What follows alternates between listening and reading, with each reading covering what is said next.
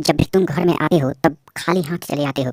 तुमको शर्म आना चाहिए कि खाना खाते हो, सब कुछ मैं बना करके देती हूँ, लेकिन तुम खाली हाथ आते हो तो मेरा मूड खराब हो जाता है। क्या बोली? तेरा मूड खराब हो जाता है? जितना भी पैसा मैं कमाता हूँ तेरे पास ला करके रखता हूँ और तुम बोलती हो कि मूड मेरा खराब हो जाता है।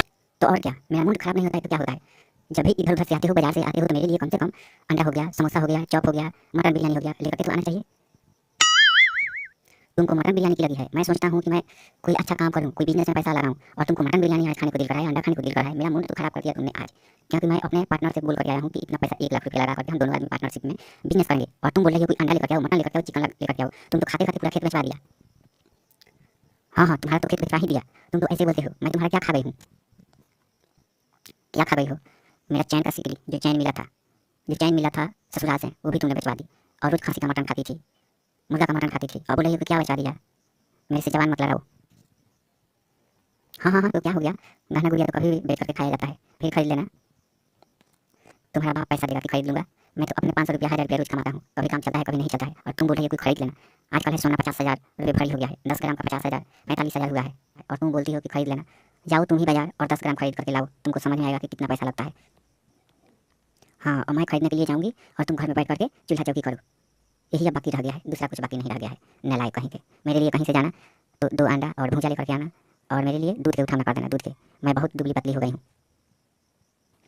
नहीं तो मैं चूल्हा चौकी नहीं करूँगी और तुम्हारे लिए खाना भी बना करके नहीं दूँगी। ये बात ध्यान में रखना।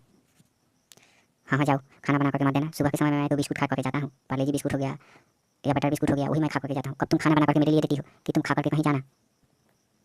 नहीं, तुमको तो खाना बिल्कुल नहीं मिलता है, तुम ऐसे जी रहे हो।